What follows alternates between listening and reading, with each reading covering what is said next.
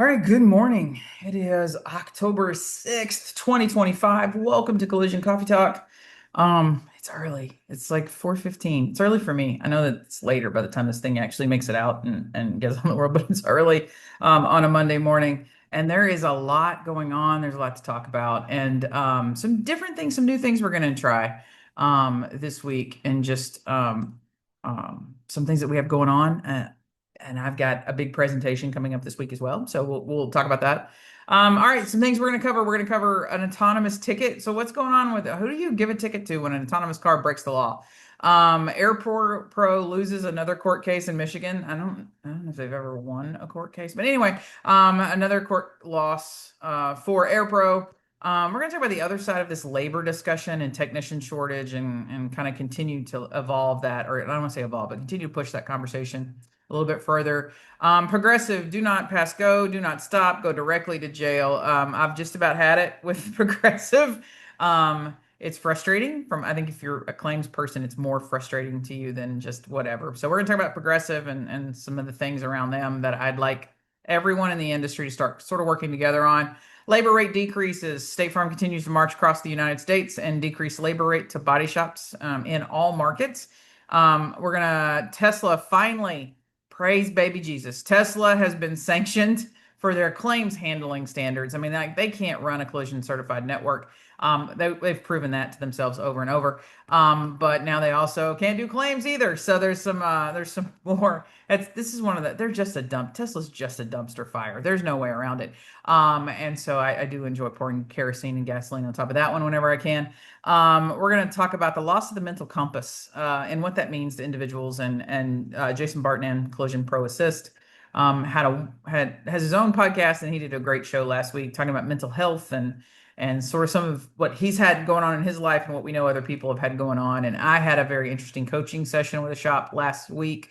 And we ended up going down this road. And so I just think it's worth talking about a little bit more. And then we're going to talk about the financial cliff of ADAS and ADAS businesses. It's not quite the blue ocean that everyone, or let's say green ocean that everyone seems to think it is.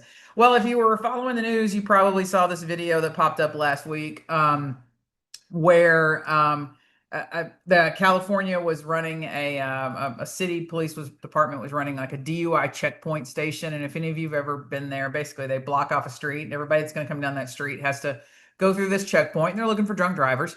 And if you try to get out of line or get away from it, it's usually a sign that they should probably go check you out or whatever. But while they were running this DUI, this car comes down and makes an illegal U-turn in front of a sign that says no U-turn. And a police officer goes and pulls the car over, and it ends up being one of the Waymo driverless taxis that was in the city. And so there's I don't want to say it's not the body cam video. I believe it's like the dash cam video of this officer, and he walks up to the car and he's like, "Hey, there's not anyone in it," or whatever. So it brought up some interesting discussions that I thought we should have from the perspective of sort of our industry. California didn't really have any laws for how they were going to handle these driverless cars. They do have some laws now, and those laws won't go into effect until 2026, but they still really don't have any penalties. So it's like, kind of in that state, the attorneys took the position that laws regarding traffic and traffic citations are directed at humans. In other words, humans misuse the roadway, humans misuse whatever. And so when a citation is given, it's given to a human. So how do you citate a robot or whatever? Arizona has some different laws. They're, kind of a little bit, maybe a little bit ahead of the game in some of that in some ways. But California is not quite ready for that. And so this car gets pulled over and it caused quite an interesting scene. Now, from a collision repair perspective, I think for us, I mean, I'm reading this and going, wow, what technology and coding and programming and sensors does a car have to sense that there's a cop trying to pull it over? Like, is there a difference between the lights of a police car and someone that's just mad at me because I'm not going quite the right speed they want me to go, so they're flashing my headlights at me? So how does this car know that it was supposed to pull over and wait because a cop was pulling it over? And then how do we fix that? And if autonomous, fully autonomous, and then the partial, autonomous. I was going to Dallas this weekend, and driving and I go to pass a Tesla, it's almost like a personal thing for me. Like I refuse to be behind a Tesla. It's just ego. I mean, that's all there is. So I mean, like a Tesla, I got to pass it. And so I go to pass it and I look over and the guy's got a book on the steering wheel and he's reading a book. So clearly he had it in that, partial driverless mode. And I felt like rolling the window down and going, "Hey, here's how many people have done that and died." So, like, I'm glad you trust your car. But that technology that makes this Waymo car work is probably not a whole lot different than the technology or in the cars that we're working on every day. And if we're exploring who's going to get traffic tickets when those cars mess up, are we going to be liable for that too? Like, is that one of the things? If we always talk about if you don't calibrate the car correctly, or you don't, fix the car correctly, you may get sued in a liability for death or injury or whatever. But is a cop going to show up at my shop and hand me a ticket because I didn't calibrate or do something appropriately, and then this driverless car gets pulled over, or the car is in autonomous mode and it does something, and the driver's like, "I'm not at fault. That was the car. I was, whatever." So, very, very interesting. And I'm still fascinated at Waymo put out a statement. Basically, it said they were thankful the officer brought it to their attention, and they're going to work on their programming and try to make things safer. Um, and that was, that's good. But you're just like, wow, it's pretty interesting that the car does that and knows how to do those things, and that technology is advancing. So it's early, folks. I need more coffee. All right. But I thought that one was pretty just kind of a reminder that I think the car is evolving faster than we are in a lot of ways, not just as an industry, but as technicians and everything, that there's so much more. There was so much in the collision space that we weren't doing right long before these type of cars came along, but now they're here and we're working on them. And we're trying to figure it out, just like police officers are trying to figure out who's going to get the ticket. One of the other things that came out last week that caused a lot of stir or buzz or problems in the industry, I got sick and tired of seeing the damn thing get reposted by just about everybody on the planet. It's that we want to be important. So when something happens that we think sort of crosses our industry, we all want to share it with people and go, look, I'm essential. No, we know you're smart, you're good, you're a blue collar hard worker, got it, we're all good. But the Ford CEO did an interview about this mass shortage of technicians, and everybody wanted to reshare it. Well, we talked last week about we need to be very careful because we have this shrinking of claims, we have this increase of total losses, and that there's a case to be made. We have body shops closing. I think there's about 300 and something that I have reports on that closed last year. We have more closings going on this year, just not just recession wise probably, but just because of other things. So do we have a technician shortage, or do we just have more shops right now than we're going to need as the market resets itself? We can't be looking at last year's numbers and thinking that we're staffing to those, because we're just not. So how do you forward face that, what may be perceived as a staffing crisis? But the Ford CEO went on a little rant, and he was Yahoo Finance. He said, "This morning when I woke up, there are 6,000 bays in our dealerships with no technicians." And so the Yahoo reporter goes, "So I can get my car fixed?" No, 2 weeks. Average wait time is 2 weeks, not because we don't have the parts, but because we don't have the mechanics. And that sounds good, right? And I think there's a lot of people in the collision space that are either CEOs of other things, or they're outside of our industry. They're in recruiting or whatever, and they like to take these things and hang on to them. And then there's those of us that are sitting in the industry going, that may not be the case. And so, as everybody was just resharing this Ford guy's statement, I thought, well, this is a great time for us to just really have sort of a conversation about critical thinking, and not necessarily going with, from a PR perspective, what's shared with you from figureheads or different trade magazines or whatever. If we're honest, transparent, there's a lot of federal grant money still available around the skilled trades, recruiting for the skilled trades, training for skilled labor. We're having, kind of this repurposing of people. We have certain industries that will, or certain positions, even whether that's in the federal government, things that won't ever exist anymore. And will we have to, do those people need to learn a new skill or whatever? But the critical thinking around our industry. So if you go online, if you take just what the Ford CEO says and the article and the way Yahoo Finance and everybody presented it, it sounds really great, right? But then if you go online, you're on Instagram, you're on TikTok, etc., you will find tons of videos just like this one that's shown on the screen where you have technicians inside dealerships all across the United States. And in this particular one, he's panning with his phone and it's empty. There's nothing in the shop for them to work on. It's not that they don't have customers. It's not they're there. The technicians are there. The guy was like, "How many times can I reorganize my toolbox or clean something or do whatever?"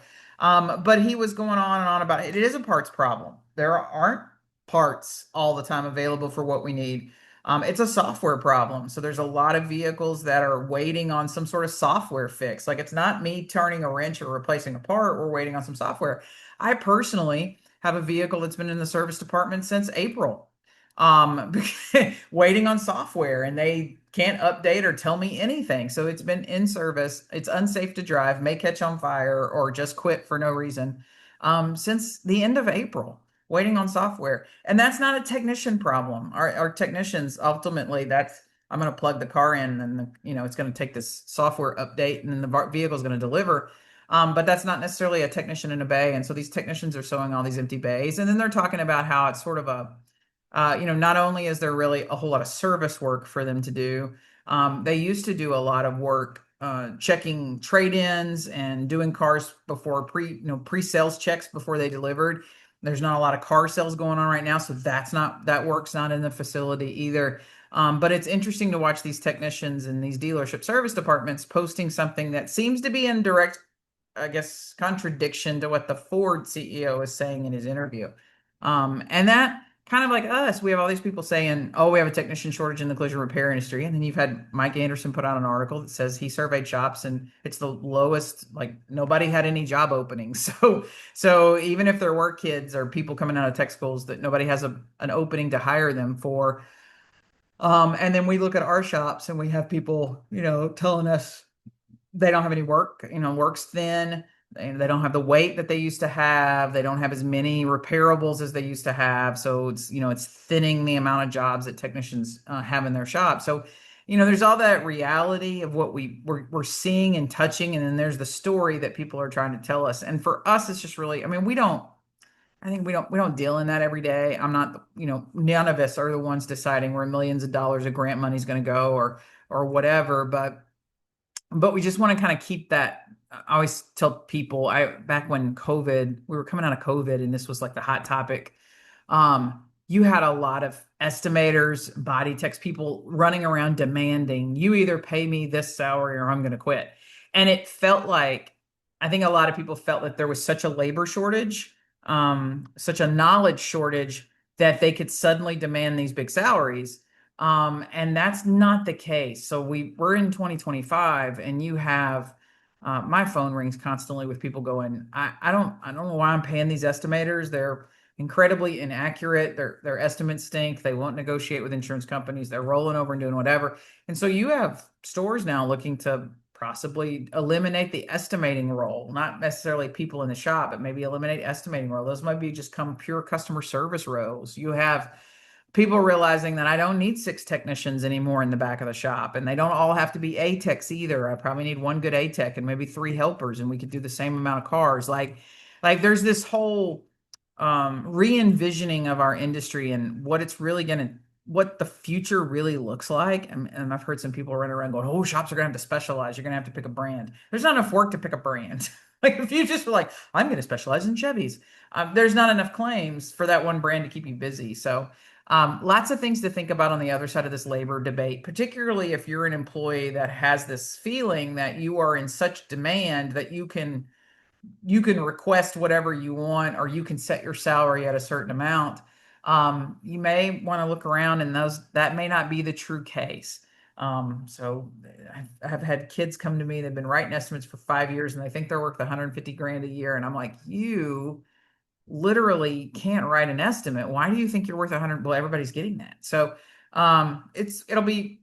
I think we're going to be in this crunch phase where the publicity around what has been perceived as a scarcity may not actually be matching the market. And then we're going to have to think about other models, like putting our business in a position to kind of stay, I don't want to say competitive, but stay together. Okay, let's talk about what really made me angry. Um, And then this is sort of a new thing that I'm going to do because I don't want to. I think last week's episode of Coffee Talk was almost 2 hours long. I don't want them to be that long, but there's some really good training and information that we need to get to that I think everybody needs to hear. So I'm just going to start with this way. Progressive, you are angering me in more ways than I can ever even dream to imagine right now. Um, and there's a case to be made for uh, no training. I think we're at this really interesting point where we have this culmination of the last 20 years of no training and what it's doing. Um, I have a friend that's getting ready to retire, and she's been in claims for 30 something years. And um, I've had some over the last couple of months, some very interesting conversations with where we're at really, and that, um, the training stopped 20 something years ago. Like no claim schools, no estimating schools, none of that kind of stuff. Claims offices closed. People weren't in the field. They didn't go face to face. You were working in team units or whatever. And that's 20 years. And I don't know where I blinked. There's something that popped up on LinkedIn the other day that Collision Hub was having a 16-year anniversary. And I'm like, I feel like this just started like a couple years ago. But here we are. We're 20 years into this. And she was right in that Kristen, she goes, the people that are frontline managers, they have 3 to 5 years experience. Those are frontlines. People with 20, 15, and 20 years experience, they're in corporate. Okay, they started when there wasn't a claim school. They have not been trained the same way. They have not had the same experiences, the same accountability, the same all of those things that made up, her career and my career. These people don't have. And so that explains why we're getting a lot of these really, really bad, like bad advice, bad decisions, and things being done. And it seems I'm getting a lot of USAA complaints as well lately, but Progressive seems to have just doubled down on stupid. And it's not coming from the field claims adjuster. So by all means, don't blame them for a lot of this. It's coming directly from upper level management, somebody within that regional level or within corporate. So this is a great example of what happens when you don't have training, but then also what happens when you forget who you're supposed to be. So if you work claims, your job is to take care of the customer. That's your job. That's what an adjuster does. We can put fancy titles on it. We can call it your fiduciary responsibilities or whatever. But you're basically supposed to look out for the consumer. You're supposed to do everything you can to find every benefit for them that you possibly can. You're supposed to put your needs and wants second and put the customer's needs and wants first.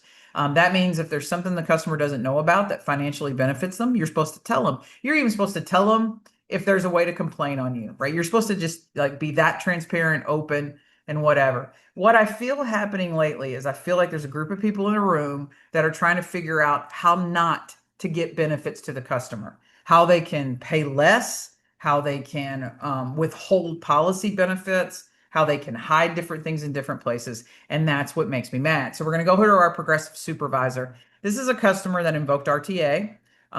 So Progressive inspected the car, took the first notice of loss, so they accepted the claim. They obviously felt there was coverage because they went out and they wrote an estimate and they offered payment. Now that payment was not the same amount that the shop wanted.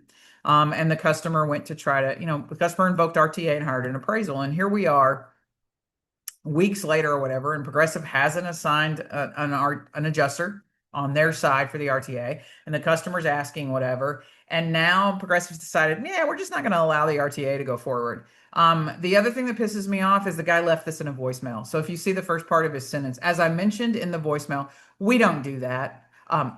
Technically, I will say sidebar. It's because voicemails are admissible in court, right? You can get that playback. I don't want to have your voice played back to a damn jury. So somebody might want to get a hold of him and explain to him what we do or do not do in voicemail. That would be good. But I don't give bad news in a voicemail. I don't even give good news in a voicemail. I just call the customer and go, Miss Smith, this is Kristen with X Insurance Company.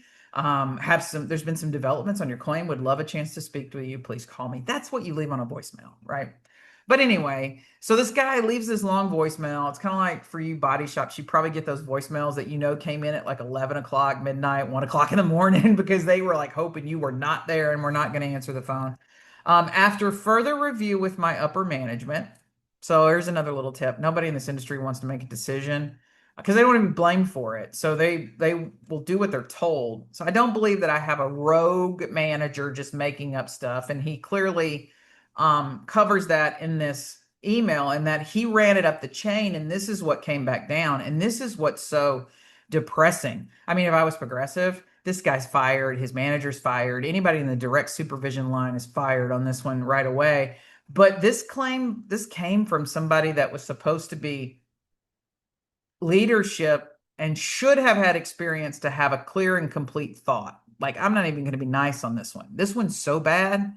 Like, I'm thinking a first year law student could take this one to court and like win this one completely, probably with a lot of punitive on the back end with it, but it doesn't matter. So, after further review with my upper management, Progressive will not be proceeding with our end of the appraisal clause as there is no proof of loss to the area in question.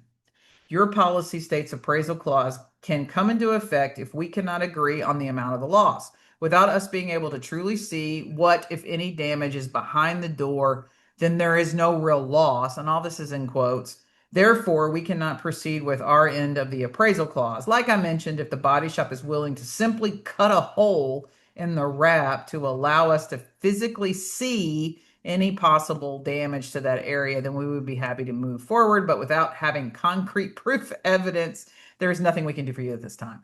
And I'm thinking, okay, well, maybe what are we talking about here? Like, obviously when I hear door and people and say cut, I'm thinking, all right, you're wanting to cut a window because you don't believe there's damage to like an intrusion beam.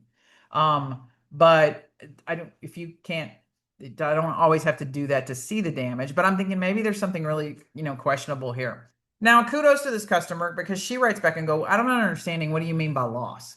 Right? Like that doesn't like complain. It doesn't compute with me. So of course our manager here doubles down on stupid and replies to that. Like never even thought that one through at all. Of course. And we can all feel the sarcasm through that because now we're feeling very superior. We've got the upper hand and we're thinking, oh, I'm winning this discussion. So here I go. I'm going to be super smart. Loss means something we have been able to physically see damage to confirm there is damage to an area of the vehicle, thus means loss. This may be the guy that's got the basket weaving degree. I don't know, but that it's not a good sentence. And not a good definition of loss either. But without the shop letting us look through the door, okay, Superman and your X-ray vision, we cannot see if there is any damage to the beam of the door. Therefore, there's no loss until that area is proven. Okay, so here's just the bottom line. I get a lot of phone calls from customers, body shops, insurance agents, attorneys, even where an insurer is attempting to prevent RTA from going forward. It's typically always Progressive. That name just keeps coming up. So this email and someone saying I ran it up through my management lets me know that I do now believe that there's been people in a room discussing how to get out of going to RTA.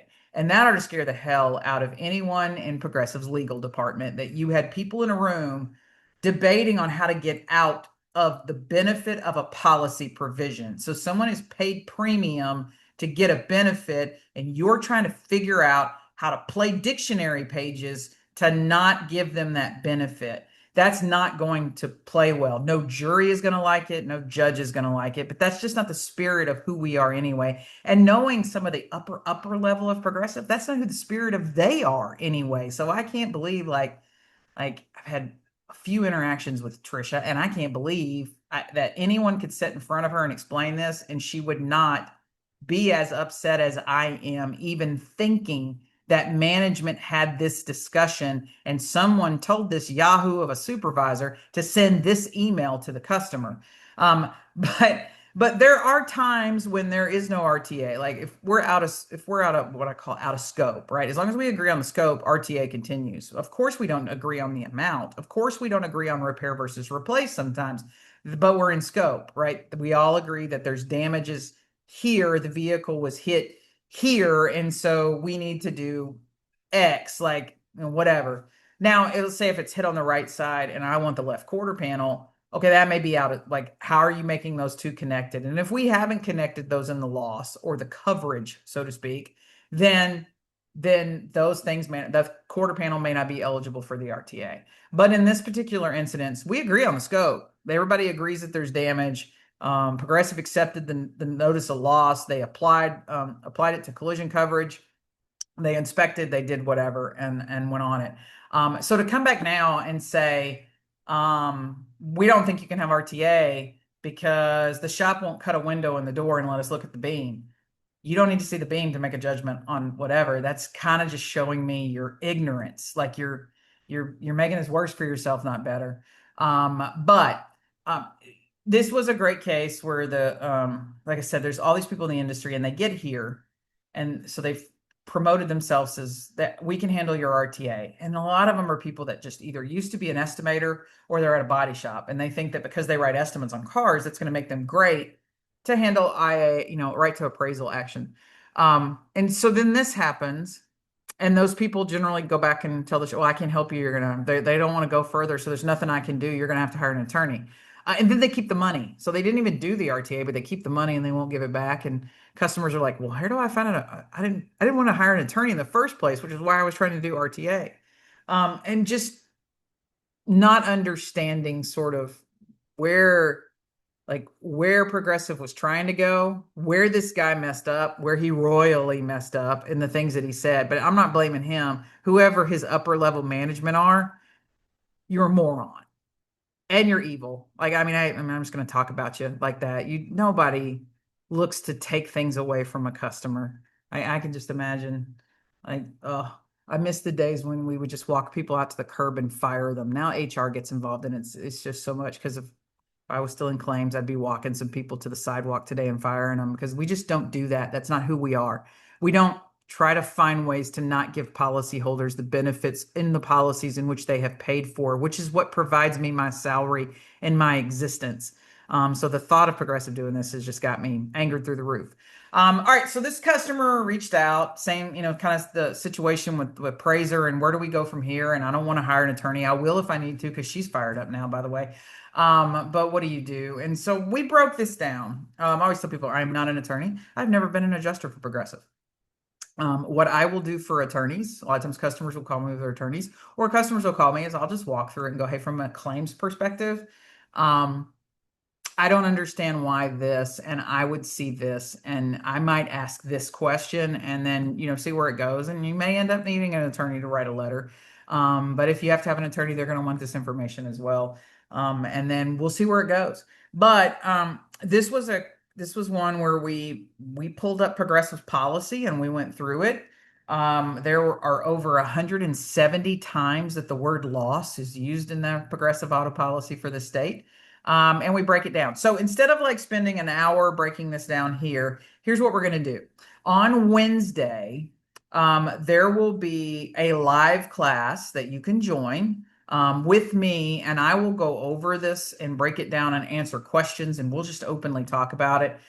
You can also buy that answer. So if you're very interested in how this happened, what the breakdown is, what pages of the policy, how I think about this. Some people are like, tell me how you think about this, like, and then tell me what they're thinking. So a lot of times that's just what I do. Here's what the adjuster's thinking, probably, and what they believe, and then here's what I think are the counter problems to that. So if I was back sitting at a desk as a claims manager, and my adjuster walks in and says, hey, I think I'm going to do this, and I would be like, sit down, grab a cup of coffee, we're going to talk for a while about what I feel the correct answer should be. So we're going to make that available Wednesday. And so that's just going to be a little extra caveat if you want to get that now. Obviously Coffee Talk's free, so there's that. But for this, we're going to $10. So if you want the answer to this particular question, which is probably happening in other ways, and how to approach it, we're going to do that Wednesday for sort of an extra add-on addition. If you are one of our 20 group VIP members, or if you are in my insurance and customer negotiations class, there is no additional charge for you. You'll just need to get with Melanie so that you can get in that discussion on Wednesday. If you're not a member of RC20 VIP program, well, now's the perfect time to join, right? But you can also just get the answer to this because I'm getting this. It's happening week after week after week in a lot of different states. It always seems to be progressive lately, and that sort of I'm glad I finally see this in email written language that there is someone above in a management chain that has decided that this is an intelligent answer. So now I kind of know where it's coming from and why it's popping up in different states. But I can imagine that you're having the same, what do I want to say, situations or problems with that. If you don't want to join the class, Wednesday to learn about this. I'm going to be in New Jersey on October 15th. I will be in Fairfield, New Jersey on the night of October 15th. It's a dinner. Come have dinner. And we're going to talk about progressive problems. Last year, I had a class called So You Got a State Farm Problem. This year, it looks like I'm going to have a class that's So You Got a Progressive Problem. And probably about before the end of the year is over, my USAA complaints are ticking up. And so I may have a USAA class. I don't know. There's a whole lot going on out there, but you can join me in New Jersey on October 15th. You can scan the code there. This meeting is being put on by Matthews Auto Supplies. It's a distributor out there, but come join us for a dinner. And we're going to talk for about 3 hours about lots of different things in claims, what's changed in claims, what adjusters are and aren't doing now, and sort of kind of some of the misconceptions shops have around adjusters. And then we'll talk about some specific issues with progressive and right to appraisal, and go through that. Now, Larry's thinking of joining me. Mostly because I don't like that part of the country at all. I don't want to be in it. I don't function well in it, and I damn sure can't drive in it. So I'm hoping he's going to pick me up at the airport. And then I'll get to have some time with Mid Island Collision and Billy Valley's out there. He's got a shop now in the New York area. I'd like to swing by and see that one too before. I kind of consider that upper port portion of New Jersey really just like a suburb of New York City. So I'm hoping to have some time with that. And then basically, if Larry's chauffeuring me around, well, he should just come to the meeting. And as always, we always do an open mic session as well. So it's your time to ask us any question, yell at us, cuss us out, say whatever you want to feel. Um, I I don't really care. Larry may meet you in the parking lot afterwards. I don't know, but that's going to be a good time to come and hear more about progressive. If you are um, struggling with RTAs, if you have an IA that you've traditionally asked for help with your RTAs and they're struggling, we do have an RTA class, and sort of the same approach of to this progressive problem was what we taught in the class. That class was in January. It's a great class. It's available for replay, so you can get online, get with Melanie, and she can make that happen for you. It was a 3-day class. Lots of really, really good information. Mark Olson was the main host for that. Mark's been doing RTAs for 30, I think we looked at it 30 something years now. He's been in the game for a while. He shared those numbers that are there in front of you. And so when we look at our 24 to 25 RTA numbers, progressive is the highest spike. So that's probably why they're getting a little weird to work with. It's going to cost them more money. This RTA severity is up, and how do we get out of it? But you can see the spike around progressive in there. Kudos. I'm going to give some clap outs to Allstate. I don't know quite all the details, but I have been told Allstate has appointed a singular person corporately that will sort of oversee RTAs. I'm going to call her the RTA czar because I think that's like a really cool name to have. But that's exactly, I can remember, I want to say it was last year there was another RTA issue with Progressive that got crazy, and I reached out to some friends in leadership, and I was like, "Hey, not telling you to get involved. That would be like a breach of friendship or whatever. I am telling you how I'm going to spend the money when the case is won, and it's going to be fun. I'm going to have a new boat, and it's going to be called Flo's Revenge on the back of the boat, but you may want to step in and do something. But I talked to them about, you need to have really probably, this is so new to a lot of people. RTA was rare even when I was in claims. I had to count a handful that I had to handle that weren't total losses. Typically, they were total loss disputes. Um, people have been, I always tell people, you've been doing RTA a long time and not even knowing it. When you dispute a total loss settlement and present, they offer you and tell you they think your car's worth 25,000 and you present evidence back that says it's 30. That's a form of a right to appraisal. You're asking to have that redone. So people have been doing that for a long, long time, didn't even know it. But um, if you want to learn more, this is going to spike up. All states picking a particular person in charge. I think every insurance company should do that too. So there's some person that has some training and knowledge that prevents stuff like this progressive email from ever getting out and getting you in trouble. And I wish I could play the voicemail. It's fabulous. But but prevents that stuff from getting out. But this class is still available. You can get, like I said, get in touch with Melanie and you can take the replay of it. And we talk a lot about understanding when people try to do denials of RTA, what the approach is, what sort of your process for policy and some things should be that makes you be able to have a more informed conversation. I'm not, we're not attorneys. We don't represent the customers. We can't negotiate policy benefit on their behalf. We can't do any of that. But sometimes we can go, have you thought of this? And then it either moves the conversation along or it doesn't. And sometimes a well-written letter from or an email from an attorney on their letterhead works wonders. Okay, this one makes me, I don't want to say laugh. It's pretty sad, but I got asked this week in one of the write-ins of things to cover on Coffee Talk. This particular market was just notified of their labor rate reduction by State Farm. Their labor rate reduction in their market is decreasing the labor rate by $15 an hour. Most of what I've seen across the country has been $8 to $9, seven, somewhere around in there. So to see a $15 an hour rate decrease, I kind of coughed a little bit on that one. And I understand why the shop was in panic. And he had a lot of questions on through it. And I kind of like wanted to chuckle sort of underneath my breath. And so if we're going to talk about the Just Jack Award, this might be a good one. All right. So across the country and all markets, State Farm is approaching non-DRP collision centers and telling them the labor rate in their market has changed. It's been reduced.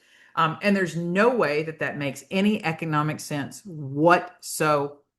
In some cases, these labor rates are rolling back to pre-2014 rates, which is crazy to think about.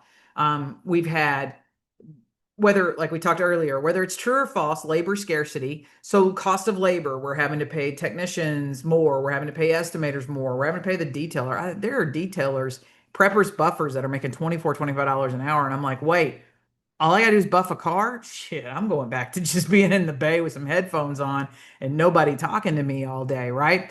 Um, but we've had all of that, materials, everything's increased. I think Yanni had a thing that he put out in the last couple of years, like a 200% increase on just about everything we have in the shop from a purchase perspective. So everything's going up. And so to think the labor rate would go down is absolutely crazy. And so people were asking me, well, where is this coming from? Okay, so here's the cold hard truth. It's coming from the estimates you've uploaded. Um, we can go back and forth on whether the software companies provided to the insurance companies or the insurance companies are pulling their own data through what's submitted to them through DRP, plus independent, plus subrogation, et cetera. But they're not just making a number up out of nowhere. They are prepared if at some point, should they be challenged, they're prepared to sort of be able to explain that number.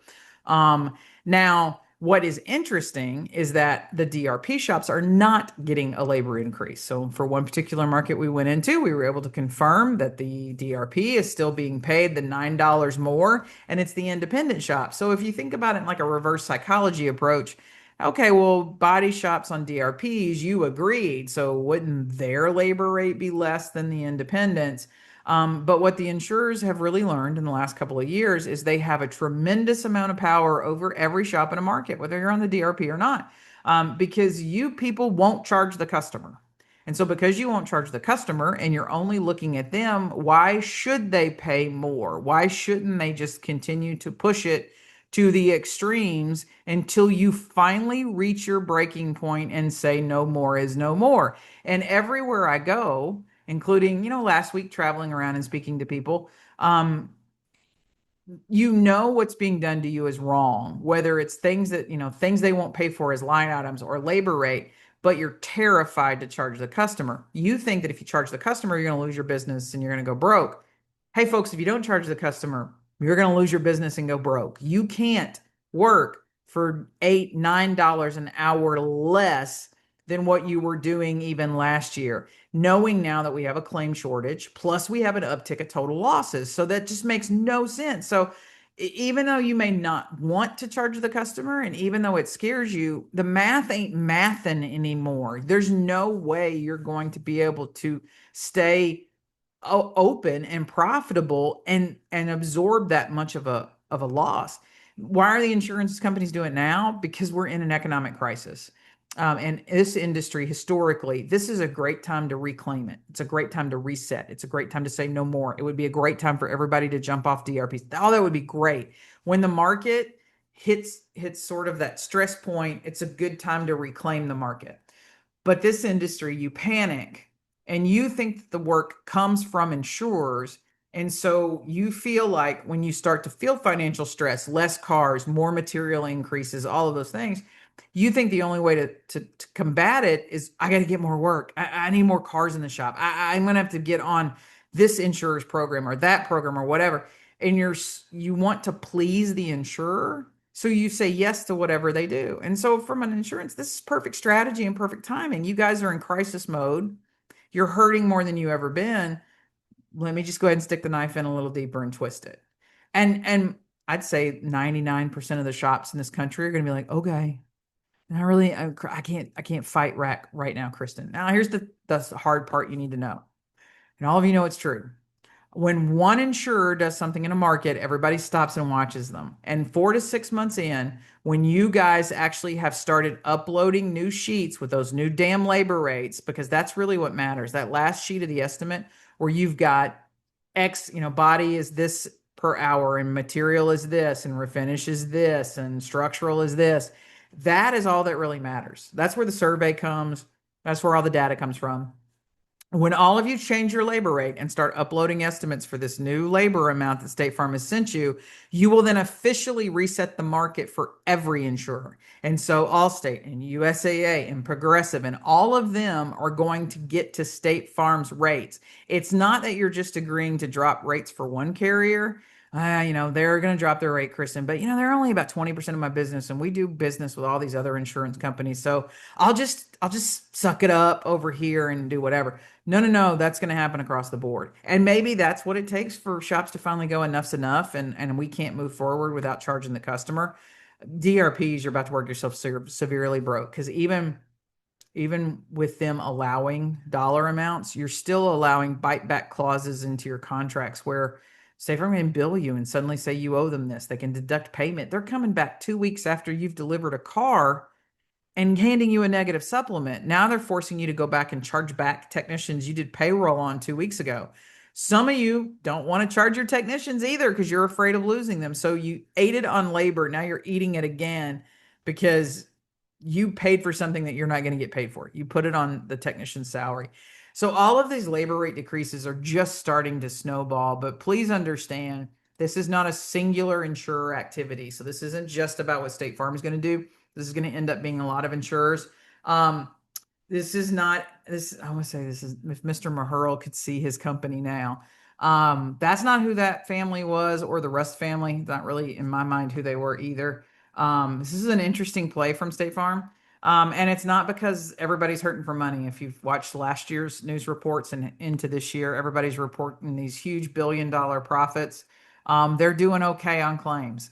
So it's not like they got their rate increases and everything they wanted. They're just going to double down on shops and they're going to keep standing on your throat until you either choke out, tap out, or you decide to fight back. So that's just really where you are.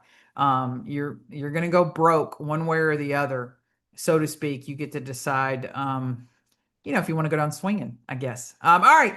Tesla. I'm so excited about this one. I've made it no secret that over the last couple of years, I have watched Tesla and the way that they have handled their certified collision program, how they have dealt with customers that have had repairs done in their certified collision repair program. And I don't like them. I don't think there's anything of honor or integrity within any of those people that are working in the Tesla collision operations. And I'll flat out say it to your face. So if you want to fly in, or I'll fly to wherever you are, I will sit at your desk and tell you that I don't think you have honor, character, and integrity in the way this is going. And now apparently the state of California doesn't think you have it either. So there's validation for that. So Tesla is now in trouble for their insurance claims handling and practices, which I love. And the reason I want to talk about it, besides the fact that I do love pouring kerosene on that dumpster fire that is Tesla, I this is just really good for shops to look at in general. The Department of Insurance has issued enforcement and beginning of sanction action. So basically, they got 15 days to resolve. They got to respond, and then they need to resolve the issues in favor of policyholders, or they will face a hearing, and then that hearing can come with fines. The cool part about this is that it started because of complaints that were filed in 2022. So it's 2025, and it took all the way until 22 to 25 before the department could get to the point where they're ready to issue sanctions, they're ready to issue and do their work. So for those of you that keep saying Department of Insurance complaints don't matter, please shut the hell up, because they clearly do. You just don't know what you're talking about from your perspective. The complaints matter. They do need to be written correctly. They do need to not just be whiny that you didn't get paid what you wanted to get paid, or that somebody's interfering with what you think is your business if you're a shop holder. They do need to have purposes. Body shops, insurance companies don't care about you, or DOIs don't care about you. They regulate insurers, not collision repair. So writing them from the right perspective. But 2022. And so there's this paragraph. It says, after continuing to receive a significant number of consumer complaints related to the handling of their automobile policyholder claims beginning in 2022. So 3 years of complaints led them to finally get to where they are. So complaints do matter. We need them consistent. We need them coming from more than one place. So we need multiple people in a market, in a state, et cetera, to really try to get consumers to complain. I tell consumers all the time, I don't think that your claim is going to get paid because you file a complaint. However, a year from now, there's going to be a Miss Smith, and Miss Smith may be 80, and she may be on a fixed income, and she may be all the things that you're not. And she may not be able to fight or advocate for herself. And so the groundwork that you lay today with you articulating your complaint next year may be the difference for Miss Smith. And so being willing to do that for other human beings on the planet is really, really important. It's important for other consumers, but it's important for us body shop people as well. So Tesla is screwing up in 4 major areas, and what they have been sort of their claims and settlement practices. Egregious delays in responding to policyholder claims in all steps of the claims handling process, causing financial harm, out-of-pocket expenses, potential third-party liability exposure, and distress to policyholders. Okay, let me break that down for you. Because while Tesla is the one getting in trouble, this probably applies to a lot of insurers. So if I am not responding and handling claims promptly, and it leads to financial harm, customer runs out of rental coverage. It takes me 2 or 3 weeks to even get out and look at the car, and before long, they're out of their 30 days of rental coverage. I don't settle the total loss, and they're without the use of their vehicle for a month or 2 months or whatever. That's financial harm. That's out-of-pocket expenses if they have to pay for the rental out of their own pocket or borrow a friend's car. They have to use too many Ubers or whatever. That's there. Potential third-party liability. When you don't handle things correctly, and let's say you're a smart shop and the customer has entered a contract with you in which they are legally obligated to pay you your expenses, but either the insurer doesn't pay them, takes them out of settlement, or just walks away on an abandonment, now you've exposed that customer to a third-party liability lawsuit. So I think when people hear liability, they think, oh, it's an accident that you're at fault for. Liability is anything you're at fault for. So there's all of those things. And then distress. You caused emotional distress for being for being a jerk. So if you look at that first thing, that Tesla gets cited for, that's probably a large number of insurers currently in your market. Look at what you can complain about. Like the other thing I love about the California Department of Insurance is you can go in and search complaints. You can read, you can look this investigation up, you can see what other people have done. And that's the kind of stuff that's happening to your customers. I hear you guys say all the time, this car's been here for a month already and they still haven't decided what to do. And so clearly the customer's out of rental. And what if they didn't even have rental? Like people can't be without their cars. That's how they make a living. That's how they support their families. That's why during COVID, auto was considered an essential job and why we got to stay open when other businesses got to stay closed because people need their cars. It's second thing, unreasonable denials and delays in fully paying valid claims to consumers. How much of a claim is valid and owed, the repairs, procedures, processes to a car, but an insurer just unilaterally denies those things. Failure to conduct a thorough, fair, and objective investigation. How often is the evidence that is provided just unilaterally discredited? Like, I can't tell you how many times I've heard an insurer say, we need information from somebody other than the vehicle manufacturer. Who the hell else other than the vehicle manufacturer would write repair procedures for a 2026 Honda? Like that statement doesn't make any sense. And then the last thing, failure to advise policyholders of their rights to have their claims reviewed by the department, which is a major consumer protection in California. So yes, I can get in trouble for not telling customers that they're allowed to complain or have their file reviewed by the Department of Insurance. So that goes back to that fiduciary responsibility. Why I'm so mad at Progressive right now for what they're trying to do around RTAs. Um, ultimately, people always call me and go, Kristen, is that legal? And I go, this isn't like criminal law, folks. It's not like if an adjuster does something, you can call the police and they can go put them in handcuffs and arrest them. Um, you can be somewhat in not in keeping with the spirit or principle of contract law, and nothing's going to happen unless somebody files a lawsuit. So it takes an attorney and money and time, or it takes a Department of Insurance money and time, and that's the thing that the insurance companies know nobody has these days. And so just do whatever you want to do until someone squeals loud enough that you go ahead and settle that claim to make it go away. But please, please, please keep filing your Department of Insurance complaints. Inspire customers, encourage them, help, like if you're in an association, I mean, half the shit state associations for collision repair do is worthless. Please don't have another meeting talking about culture. Um, please have meetings where you talk about get an attorney to come in and talk about the proper ways. Get the Department of Insurance to come in, proper ways to file a complaint, how to research complaints. Find an attorney in the state that's willing to, like, most body shops call or customers call looking for an attorney and everybody turns them down. So put your resources together and you guys find one that can really sort of help move the needle. That's what's going to make changes. There's no one coming to save you. I think there's a lot of people who go, sure, it'd be great if they did that to me.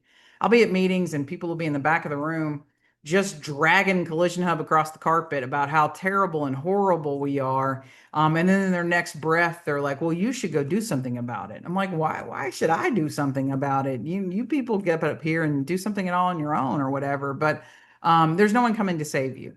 There's no landmark case that's going to make insurance companies completely change the way they're doing things. There's no class action that's going to make anybody change the way. So State Farm loses a class action in Arkansas, and they're not changing the way they handle total losses. None of that's going to happen. So that continuous sort of, I always say Chinese water torture, one drip at a time. That sort of continuous method is the only thing that really is going to bring change. Speaking of bringing change, so we have about 300 shops that are in our VIP program, and a lot of that is consulting and coaching. So there's the monthly training. You get 5 different training sessions every month, and then there's the coaching and whatever. And in a lot of cases, my coaching sessions, when people call me with what is perceived to be a repair problem or an insurance problem or whatever, it really ends up being sort of a therapy session more than anything else. Last week, I think it was the first of last week, Jason Barton in. He has his own company now, and it's called Collision Pro Assist. It's great. Please go online and learn about it. Jason put out a podcast about mental health and some things that he's seeing. Quite honestly, folks, there's been an uptick of suicide within our industry, and we're not talking about the painter or the body tech. We're talking about people that had high level positions. They were the model careers, the people that you saw in magazines and doing interviews. We've had an influx of suicide in the industry, and that's everybody. I talk in the negotiation class about the uptick of diagnosed mental health issues and across the country, and how that's changing how we negotiate. And we talk to customers, we talk to insurers, and other things. But I had a shop reach out to me because he had found this quote, um, and it didn't settle well with him. And he had churned on it for about a week before he finally called and said, "Hey, I want to set up a time. You and I got to talk about some things." And I thought, "Oh shit, I'm about to get chewed out." Okay. Um, but he sent that over to me, and then we sort of we talked through it. I believe there's power in labeling a lot of things, whether it's, I think there's power when people call me and go, "I think you're a crook, Kristen. I think you're teaching shops how to steal. I think you're doing, okay, great. I'm glad you got that off your system. Now let's talk. Specifically, what do you think I'm teaching them that's stealing or whatever?" So there's a lot of power in just getting it out, but sometimes you can't even put your finger on it. You know, you don't feel right. You're upset. You know, there's depression, but you don't really understand why. We point the finger in the wrong direction. We point the insurers doing this. They're the ones ruining everything, whatever. But pointing the finger, making a boogeyman out of something doesn't really make you feel better. And so we talked through this, and I thought it was great. Because what was bothering him really is that when he read this quote, um, he believed it. He was like, "Yes, this is what I want to teach my kids. This is how I want to raise my kids. This is what I want my kids to know. I don't ever want my kids to do any of these things, but I've done them all." And I was like, "Okay, tell me more about that." Right? Like, um, and he's got a couple of DRPs, and he basically that disconnect of who he saw himself. Like, if I ask you to describe, I always tell people in the negotiation class when they interview serial killers, they ask them, "What do you want people to know about you?" And every one of them will go, "Well, I want people to know that I was basically a good person." You killed 30 people. What do you mean you were basically a good person? Um, there's that who we believe we are, how we see ourselves internally, what our, whatever we have. And then there's the what we do every day. Those two things have to match. If they don't match, then there's that discomfort. Your compass is not pointed in the right direction. You know where you want to get to, but you ain't walking that way every day. And the further you get away from the what you want to be and who you think you are, the more of this uneasiness sets in. And so him basically saying, "Hey, I want my kids to know that nothing in their life that's ever meant for them, nothing they should ever want or to be, should have them ever have to compromise their integrity, lower their energy, or abandon their values and boundaries in order to receive it." And I agree with you. I've got, kids, and that's what I want them to know as well. He said, "Yeah, but that's not how I live my life." And I go, "Okay, tell me about that." Well, but the DRPs, he's like, "I know what the right thing to do is, and I know what the right way to fix a car is, and I know whatever, but I don't do that every day. I got 1,000 reasons why, right? Like, oh, the policy you bought only pays for aftermarket parts. Like, I've got 1,000 reasons, or it's the insurance company not paying me right, or whatever. But bottom line, I don't do every day what I believe. I don't fix cars the way I believe. I don't talk to customers the way I believe because I know if I did, then it would be a violation of the DRP agreement. So, in other words, I'm compromising my integrity every day. I'm crossing my own boundaries every day. I don't bring energy to my job anymore. I don't like it. I don't feel like I'm making a difference in anybody's lives. I tell myself things like, "Well, I'm better than the other shops in town. I mean, I may not be perfect, but I'm at least better than the others." But like, what value am I being? He's like, I wouldn't give this business or want my kids to enter this business because I know for them to do it, they would have to do the same thing." And I went, "Oh, okay. Now I got it." So you set at home, and I see this a lot with people. You set at home, you're making posts on the internet, you're sharing crap on Facebook or whatever about what you want to be this particular type of person, but then that's not what your everyday life is like, and that's where the angst comes in, and that's also where the sense of hopelessness comes in because he's like, I'm like, "Well, what do you want to do about it, dude? Like, you want to, what if you did X, what would you feel? How would you feel like this compass in your business gets aligned?" And the truth to the coaching session was that to align those two, the one would probably go out of business, right? Like I wouldn't have that money. Well, do everybody wants to provide for their family, but in the effort to try to provide, did we compromise? Is there other ways to provide? Like we went in this deep discussion, and I was like, dude, there's no answer to this. You're not going to be able to because besides you wanting to provide your family, you have all these employees that you're providing with as well, and so it's not just as simple as go in tomorrow and change everything you're doing. But he's like, I've compromised everything to get to where I am. And that's, you feel like when you're growing a business, you feel great and you're growing a business and it's getting better and you're like, look at what all I've accomplished. And then you have this one day where you realize, did I really accomplish anything or did I just compromise my way to get here? And so we had a really deep discussion about that. That sense of hopelessness of like, it doesn't matter. It's not in my hands. I can't really affect change. I'm at the mercy of these insurance companies was kind of where he was at with the end of that discussion. And I don't see any way that I'll ever be like the man or the dad that I would want my kids, I want them to look at my life and it be not in contradiction. Like you want to walk pure to whatever your compass is. And so he was struggling with that. And we had a really long conversation. And I thought about what Jason was saying. And so much of this business has become about compromising your integrity. I know so many people, whether they're at an MSO or a software company or whatever, and at heart, they're like really good people. You get them away from their job and they're great parents and they do wonderful things and they're volunteers and they have this wonderful life. And then it just doesn't really align with what they have to come to work and do every day.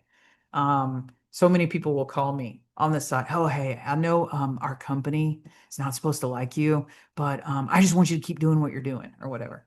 Um, I could probably have a lot more money if I didn't do half the stuff I did or say half the things I say. Was another thing Jason and I got to talk about this week. But that helplessness when who you are inside isn't aligning with who you are every day for a job. And those things begin to get further and further apart, and you kind of feel like there's no way back to home. There's no way getting back to your center, to finding that compass and pointing it in a direction um, is probably everywhere, not just in our industry, but probably everywhere around the country. People are, especially when the economy gets bad, you're trying to find ways to stay afloat, and so sometimes that hopelessness sets in. If you, so what do we do about this? Jason had some great stuff in his podcast. Please go watch it. There's some phone numbers and some places you can call. I always say that's you can have a suicide hotline commercial or whatever. But it really takes people to talk about it. And you need to try to verbalize and label what you're feeling. And I think this shop, when we finished, there was no answer. It's going to take us months to figure out what are some things we can do that sort of can help bring those compass back to where we are with the business.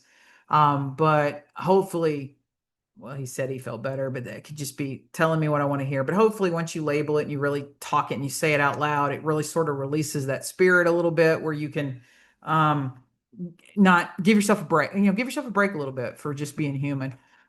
So it's important, shop people, that you talk about it. You may need to call some shop meetings here once a month or every quarter or whatever. And don't ask people to share their stories. You need to share your own a little bit and talk through it. And then have resources available. We do have a connection at Collision Hub. We have a counselor. She is fabulous as a licensed therapist. She is a no nonsense. She is never going to give you any excuses, and she's never going to ask you about your mother. She's going to look you dead in the eye and tell you that it's all your fault. You got yourself here. You were the power of your own destiny, and the only way we're going to fix it is if you fix it. And that's going to mean a lot of hard work. And so that's what I love. That's probably why her and I are friends. Is she has just a no nonsense approach. We can make arrangements for people to talk to her. She may not be licensed for your particular state, but she will help you find somebody that's the same of, I'm not going to coddle you in therapy for years and just keep taking your money. We're going to get to the root. We're going to tell you what to do. And then hopefully we're going to get you better and moving on. But we can help with that. Jason's got some resources in his podcast too, that are out there. I know some shops have a therapist that comes by the shop once a month and just sets up there for all day, where people are just allowed to stop by the office and stick their heads in and ask questions. So that's kind of just where it doesn't really involve you having to go out of your way to talk to somebody. A lot of times will make it easier for you to talk to. And then if you are a coworker and you look and see that one of your coworkers isn't doing so great, then make sure that you spend a little extra time with them over the next couple of weeks. It's bad out there for everybody. And I think we're just starting to hit the beginning of what's going to be an even bigger recession in financial woes. The layoffs have been a little over the top around the industry right now. So that's it's kind of weird to watch, right? So let's look at it's the next thing that made me giggle that came out last week. So KPMG issued this report, sort of the rise of this ADAS calibration thing in the US, and it's a sales piece. There's lots of consolidation. Suddenly everybody wants to be in the scanning business. There are so many people that have retired from this industry years ago, and they're like, oh, I'm back and I'm getting into the scanning business. Oh, gee, that's different than every other 300 people that have called before you this month. But everybody seems to think that this is the next blue ocean of cash is ADAS calibration. Well, CCC put some numbers out and basically said 87% of the repairables in the DRP market had a scan on them. That is a huge jump from where we were just a couple of years ago, even within the DRP, which is why it was so bad. That's why your insurers went and looked for like rules engine stuff, like State Farm with Opus or whatever. Was they're looking at their own DRP, going, "Hey, we're gonna get sued if these guys don't figure this out." 32% had a calibration, and so you now have these people that are like, "We're gonna buy up." So if you think about the caliber, Classic, Gerber, all of the march of the MSOs, the big, 2015 to, I guess, really 2013 to 2016, where it was like everybody was selling every week. Somebody was, whatever. That's now on that side of the fence. So the VC money's jumping over there and people are trying to consolidate. Yeah, well, here's the problem with that. Sounds good, right? But it's a controlled pricing situation. In other words, you now have the insurance companies entering into these direct pricing agreements. They're holding down cost. Look, there's no way I can own a calibration business, have a bunch of vans, put technicians in them, have them driving around any city visiting shops and scanning cars for $30. That shit ain't gonna happen. It's just math. It doesn't work. Um, then you have, even when an insurer picks a tool, and we'll take State Farm an example, and the Opus Map tool, even when a shop provides the Opus Map report, State Farm still says, "No, I'm not paying for half the stuff on there."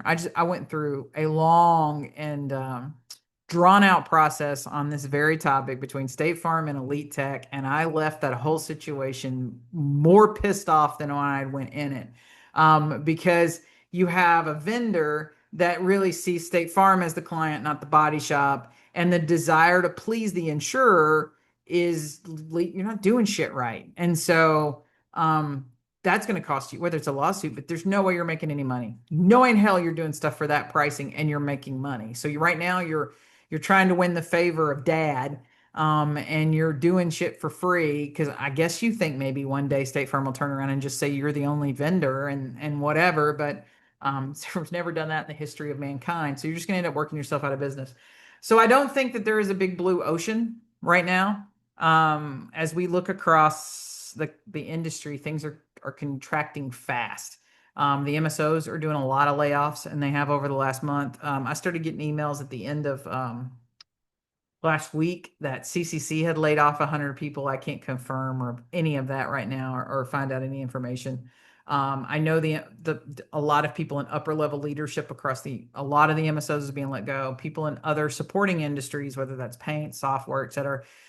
So we have this massive contraction thing going on, and it's just because there's less cars and there's, less repairables, more total losses. And so I don't think this is the big blue ocean of business that everybody wants to think it is. And all these people jumping on this bandwagon probably are going to find a financial cliff here in a couple of years. I also think the OEs are going to change the way the car works completely for their own selfish needs.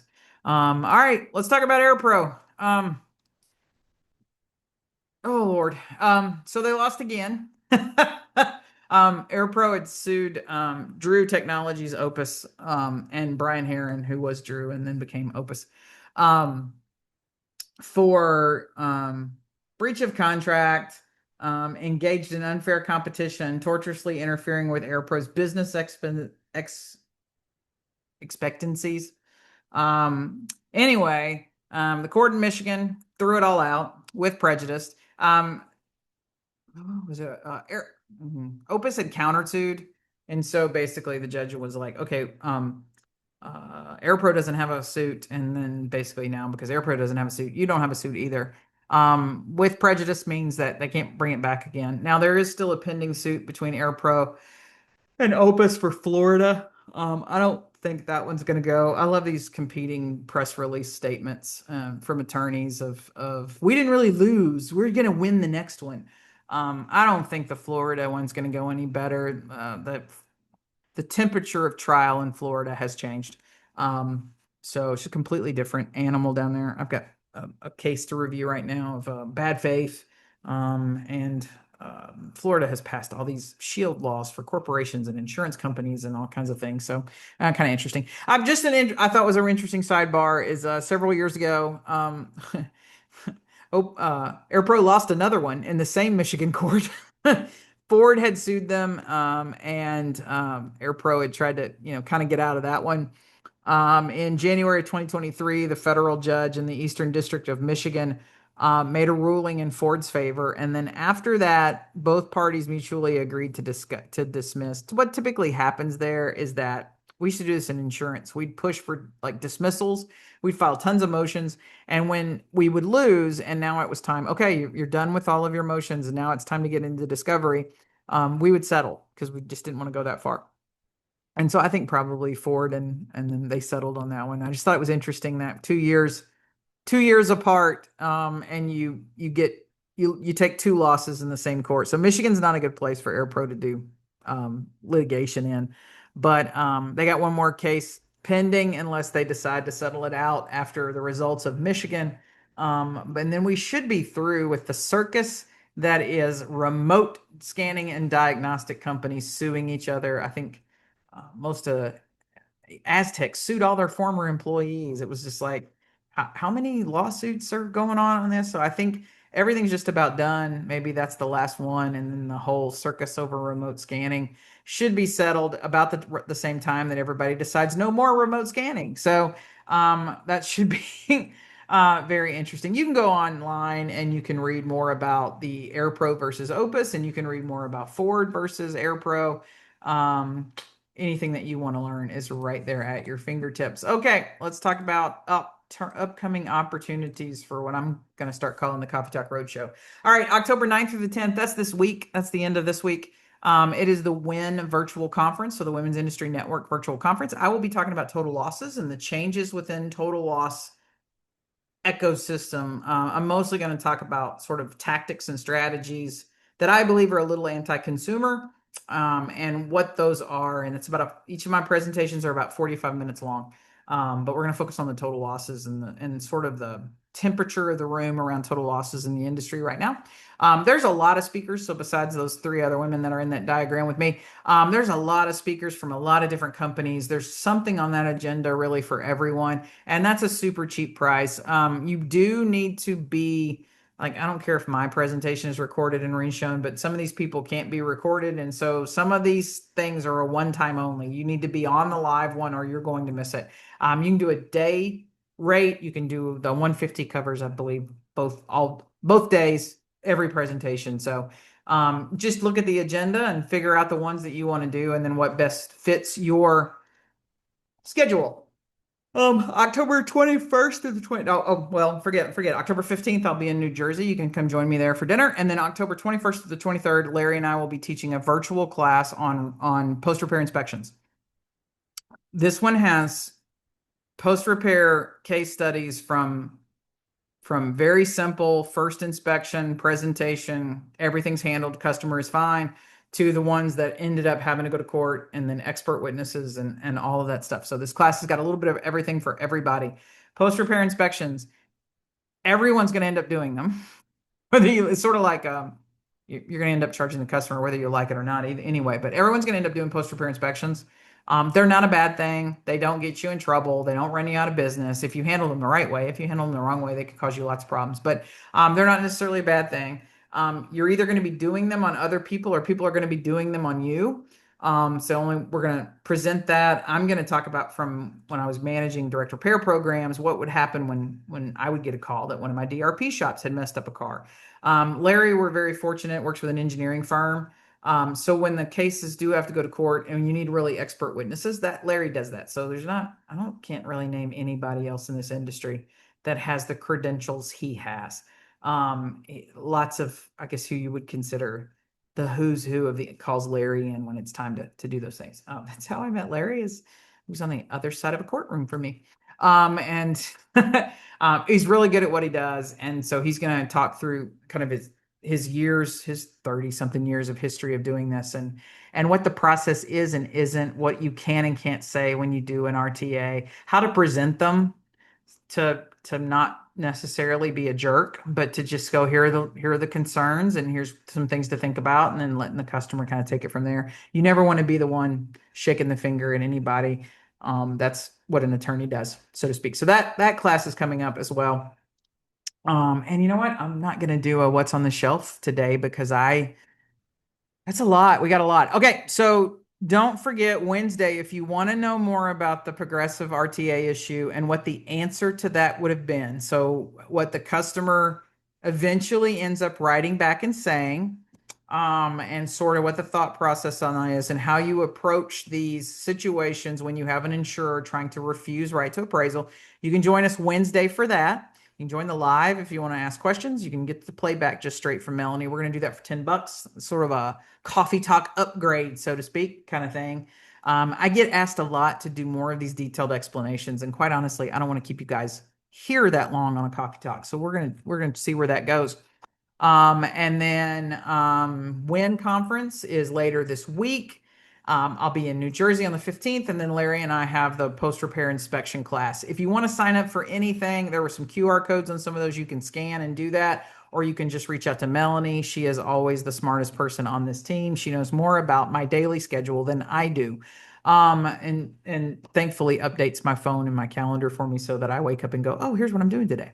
But just reach out to her. We will see you next week on Coffee Talk, but I really hope that I don't have to wait till next Monday to talk to you guys again. I hope that I see everybody on Wednesday. Yep. See you guys later. Have a great week. Bye.